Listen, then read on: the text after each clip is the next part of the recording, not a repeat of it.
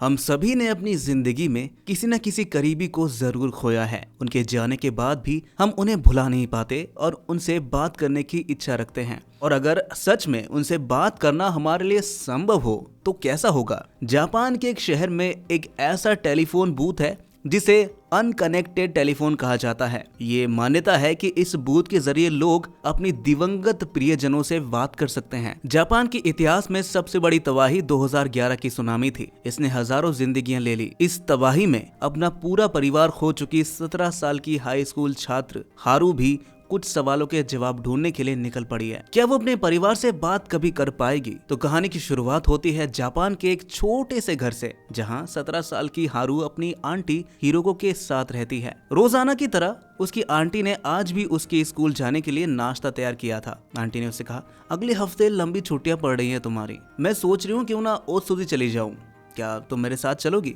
ओत्सुची का नाम सुनकर हारू थोड़ी उदास हो गई।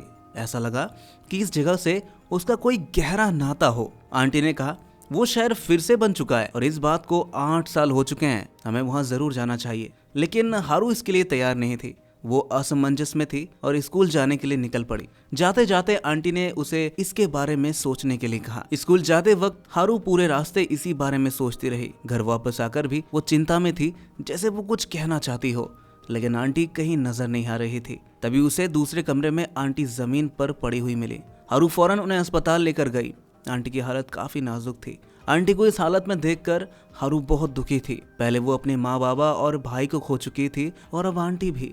हारू सोचने लगी, न जाने मेरे साथ ऐसा क्यों होता है। मायूस होकर वो शहर को पीछे छोड़कर एक डेंजर जोन एरिया की तरफ निकल पड़ी। ये वो इलाका था जहाँ सुनामी और भूकंप ने सब कुछ बर्बाद कर दिया था।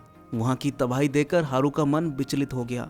उसने जोर जोर से रोते हुए अपने माँ बाबा को पुकारा। वो कहती है, आप कहाँ हैं? मुझे आपको एक बार जरूर देखना है। ऊपर वाले को अपनी उजड़ी हुई जिंदगी के लिए खूब कोसा और वहीं बेहोश होकर पड़ी रही। उसकी हालत देखकर वहां से गुजर रहे एक गाड़ी वाले ने उसे उठाया और अपने घर ले आया। उस आदमी का नाम कोही था। उसने हारू को आराम करने के लिए कहा। हारू को असहज देखकर कोही ने कहा, चिंता मत करो, मेरी माँ भी यही रहती है, चाहो तो मैं तुम्हारे घर छोड़ सकता हूँ। तभी कोही की बूढ़ी माँ वहाँ पर आई।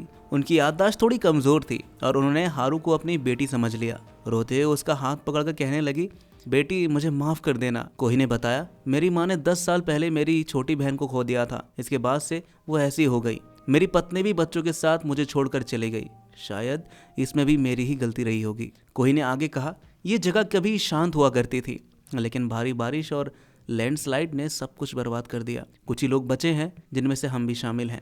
जिंदगी ने हमें जीने का एक मौका जरूर दिया, तो हमें जीना तो पड़ेगा ही ना। बस इसी तरह मैं और मेरी माँ अपने दिन काट रहे हैं। कोई की माँ की याददाश्त थोड़ी लौटी तो उन्होंने हारू से पूछा, तुम कौन हो बेटा और कहाँ से आए हो? हारू ने जवाब दिया, मेरा नाम हारू है और मैं ओत्सुची से हूँ। ओत्सुची का नाम सुनकर माँ बेटे दोनों चौंक गए। ये वही जगह थी जहाँ सुनामी ने सबसे ज्यादा तबाही मचाई थी। हारू ने बताया, 8 साल पहले मैंने अपने पूरे परिवार को उस सुनामी में खो दिया था। ये सुनकर कोही का दिल भर आया। उसने हारू को सांत्वना दी और खाना खाने के लिए कहा। खाना खाने के बाद कोही ने हारू को उसकी बताई जगह पर छोड़ दिया। जाते जाते कोही ने हारू से कहा, तुम्हें पता है मेरी बहन ने आत्महत्या की थी। जब मैंने तुम्हें देखा तो तुम में मेरी छोटी बहन नजर आई मुझे। प्लीज जिंदा रहना तुम, जिंदगी बार बार नहीं मिलती हमें। हारू ने हामी भरी और कोही ने उसे रास्ते के लिए कुछ फल दिए और वहां से चला गया। हारू ने ट्रेन में पूरी रात का सफर तय किया और उसने सुबह अपनी मंजिल की तरफ एक गाड़ी में लिफ्ट मांगी, क्योंकि उसे अभी भी लंबा सफर तय करना था। एक भाई बहन ने उसकी मदद की और उसे अपनी गाड़ी में बैठा लिया। हारू की हालत देखकर उन्हें लगा कि वो घर से भागी हुई है। गर्भवती बहन यूका ने हारू को अपने घर ले जाने की पेशकश की, लेकिन उसका भाई इस पर राजी नहीं हुआ। फिलहाल वो उसे एक रेस्टोरेंट लेकर गए और उसे खाना ऑफर किया। बातचीत के दौरान यूका के भाई ने पूछा, क्या तुम्हारे घर वालों को पता है कि तुम इस तरह घूम रही हो? ये बहुत खतरनाक हो सकता है ना, कोई तुम्हें किडनैप कर सकता है। और क्या हम ही वही किडनैपर हो? ये दुनिया बहुत ही बुरे लोगों से भरी पड़ी है। थोड़ी बातचीत और हंसी मजाक के बाद हारू उनके साथ थोड़ा सहज महसूस करने लगी, यानी कंफर्टेबल हो रही थी। यूका ने हारू को अपनी प्रेगनेंसी के बारे में बताया और उसने कहा, जल्द ही 1 से 2 होने वाले हैं। मेरी बेटी कुछ ही दिनों में इस दुनिया में कदम रखने वाली है, लेकिन उसके ऊपर पिता का साया नहीं होने वाला। फिर भी मैं उसे सारा प्यार दूंगी और उसके साथ जिंदगी के खूबसूरत पल बिताऊंगी। यूका और उसके भाई ने हारू को उसकी बताई हुई जगह पर छोड़ा। जाते जाते उन्होंने हारू का पर्स देखा जो खाली था। युका के भाई ने उसमें 5000 येन डाले और कहा, ये कोई उधार नहीं है, लेकिन इसे वापस कर देना तुम, ठीक है। साथ में उसने हारू को अपना विजिटिंग कार्ड भी दिया। युका को हारू से इतना लगाव हो गया था कि वो उसे अकेला छोड़ना नहीं चाहती थी, लेकिन उसने कहा हर किसी की अपनी मंजिल होती है, वहाँ पहुँचने के लिए सभी को अपने रास्ते चलना ही पड़ता है। पहुँचने पर मुझे फोन जरूर करना, ठीक है, और अगर जरूरत हो तो मेरे भाई को कॉल कर सकती हो तुम। इस अनजान सफर में हारू को जितने लोग मिले वो सभी दिल के बहुत अच्छे थे। उसकी किस्मत कितनी भी खराब क्यों ना हो, लेकिन इस सफर में वो सही लोगों से मिली। हारू का ओत्सुची का सफर अभी भी काफी लंबा था। एक जगह शाम को रुककर हारू ने अपने कपड़े बदले और खाना लेकर रोड पर बैठ गई। तभी 3 बदमाश लड़कों ने उससे जोर जबरदस्ती करने की कोशिश की। इससे पहले कि वो कुछ बुरा कर पाते, मारियो नाम के एक लड़के ने उसकी जान बचाई। मारियो ने भी हारू से वही सवाल पूछा, तुम कहाँ से आई हो? जब हारू ने इक्वाटे का नाम लिया तो मारियो हल्का मुस्कुराया। हारू अब अपने शहर से काफी दूर आ चुकी थी। रात भर के सफर के बाद सुबह हुई। मारियो उसके लिए सैंडविच लाया और पूछा, तुम ओत्सुची जा रही हो क्या? हारू ने हमें भरी। मारियो बोला, मैं टोक्यो से साइतामा जा रहा हूँ, इसी बीच तुम्हें किसी नजदीकी जगह पर छोड़ दूंगा, ठीक है। रास्ते में उन्होंने एक छोटे से कैफे के पास गाड़ी रोकी और वहाँ पर चाय ऑर्डर की। मारियो वहाँ सिर्फ चाय पीने नहीं आया था, वो किसी महमद नाम के शख्स को ढूंढ रहा था। फोन में उसकी फोटो निकाल कर वो लोगों से पूछताछ करने लगा। पहले तो सभी ने उसे पहचानने से इनकार कर दिया, लेकिन एक व्यक्ति ने महमद के परिवार का पता बताया। दरअसल फुकुशिमा में आई तबाही में महमद ने मारियो की काफी मदद की थी, लेकिन बदकिस्मती से महमद रिफ्यूजी था और उसे इमिग्रेशन अधिकारियों ने जेल में डाल दिया था। उसकी गैर मौजूदगी में उसका परिवार बहुत परेशान था। हारू भी महमद के परिवार से घुल मिल गई और उन्हें अपने बारे में बताया। उसने अपने परिवार की फोटो भी दिखाई। चंद घंटों की मुलाकात में ऐसा लगा जैसे वो एक दूसरे को सालों से जानते हो। जाते जाते सभी ने हारू को अलविदा कहा। जैसे जैसे ओत्सुची के करीब वो पहुंची, तबाही का मंजर साफ दिखने लगा। फुकुशिमा, जहाँ सुनामी ने सबसे ज्यादा कहर बरपाया था, ओत्सुची से पहले का पड़ाव था।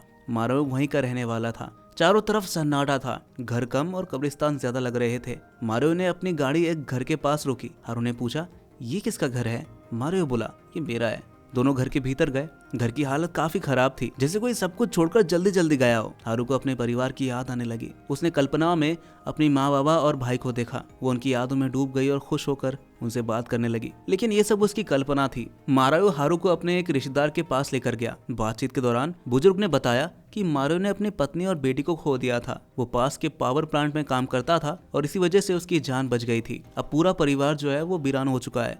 बुजुर्ग ने कहा, तबाही के बाद सबने इस इलाके को खाली कर दिया, लेकिन मैं यहाँ वापस आया क्योंकि मैं वहीं मरना चाहता हूँ जहाँ मेरा जन्म हुआ। शायद मेरी तरह और भी लोग कब यहाँ पर लौट आएंगे ही। यह सुनकर हारू को एहसास हुआ कि इस दुनिया में सिर्फ वही परेशान नहीं है। सुनामी ने हर किसी की जिंदगी तबाह कर दी थी। रात गुजरने के बाद अगली सुबह मारियो और हारू ओत्सुची के लिए निकल पड़े। रास्ते में हारू ने पूछा, क्या तुमने कभी आत्महत्या करने की सोची? मारियो ने जवाब दिया, हाँ, बहुत बार, लेकिन मैंने कभी ऐसा किया नहीं। अगर मैं मर गया तो मेरे परिवार को कौन याद करेगा?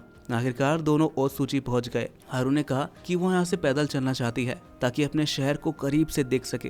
रास्ते में उसे एक महिला नजर आई जिसे उसने पहचान लिया। हारू ने कहा, आप आशिकी की माँ है ना? महिला हैरान से बोली, हाँ बेटा, लेकिन तुम मुझे कैसे जानती हो? जब हारू ने अपनी पहचान बताई तो उनकी आंखों में आंसू आ गए। हारू उनकी बेटी की बचपन की दोस्त थी। महिला ने कहा, क्या तुम वापस आ गई हो बेटा? हारू को देखकर उन्हें अपनी बेटी की याद आ गई। उन्होंने कहा, अगर आज मेरी बेटी जिंदा होती तो वह तुम्हारी तरह बड़ी हो चुकी होती। हारू ने माफी मांगते हुए कहा, अगर उस दिन मैंने आशिकी का हाथ नहीं छोड़ा होता तो शायद वो मेरे साथ होती। महिला ने हारू को सांत्वना दी और कहा, तुम्हारा मेरी बेटी के साथ आखिरी वक्त तक रहना काफी था। मैं तुम्हारी शुक्रगुजार हूँ। इसके बाद हारू अपने घर की तलाश में आगे बढ़ती गई। वो एक खाली और टूटी फूटी बिल्डिंग के पास पहुंची। उसे देखते ही वो रो पड़ी और बोली, यही मेरा घर है। उसने जमीन के हर कोने का मुआयना किया, अपनी माँ का कमरा, अपना कमरा और वो बरामदा जहाँ वो खेला करती थी। अपने घर को देखकर उसने कहा, मैं वापस आ गई, लेकिन आप लोग कहाँ हैं? आप मुझे क्यों नहीं दिखते? वो अपने परिवार को पुकारती रही और रोते रोते बेसुध होकर गिर पड़ी। मारियो ने उसे संभाला और पास के रेलवे स्टेशन पर छोड़ दिया। उसने कुछ पैसे दिए और कहा, अपने घर सुरक्षित पहुंच जाना।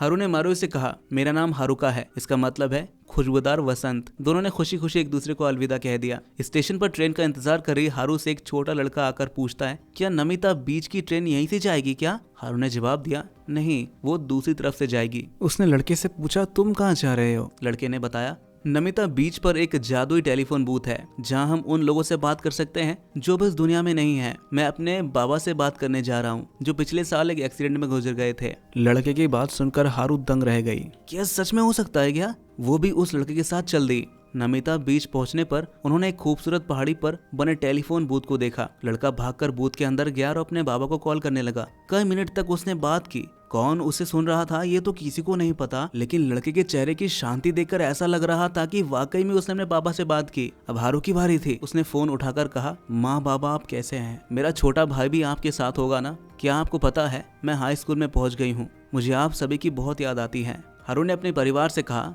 मैं यहाँ आपसे मिलने के लिए आई हूँ। सफर के दौरान मुझे कई लोग मिले जिन्होंने मेरी मदद की। मुझे लगा दुनिया में सिर्फ मैं ही दुखी हूँ, लेकिन ऐसा नहीं है। उसने कहा, मैंने फैसला किया है कि मैं जिंदा रहूंगी। मुझे आप सभी की यादों को संजो कर रखना है। मैं घर गई थी लेकिन वहाँ पर अब कोई नहीं है। अगर मैं उस दिन आप सभी के साथ बह जाती तो कम से कम आपके साथ तो रह पाती। अपने जज्बात संभालते हुए हारू ने फोन रख दिया और टेलीफोन बूथ से बाहर आ गई और उसने बेंच पर बैठकर उन सुनहरे पलों को याद किया। दोस्तों, ये कहानी भी यहीं पर खत्म हो जाती है। इस कहानी का अंत हारू के सफर और उसकी सोच में आए बदलाव को दर्शाता है। हारू अब पहले से ज्यादा मजबूत और सकारात्मक हो चुकी है। ये विंड फोन आज भी नमिता बीच की पहाड़ियों पर मौजूद है। दोस्तों, ये 2011 की सुनामी और भूकंप में खोए 30,000 से ज्यादा लोगों के लिए एक चमत्कारी सहारा माना जाता है। तो दोस्तों, कैसी लगी आपको ये कहानी कमेंट में जरूर बताइएगा और इस तरीके के मूवीज एक्सप्लेनेशन देखने के लिए हमारे इस चैनल को सब्सक्राइब जरूर कर लीजिएगा।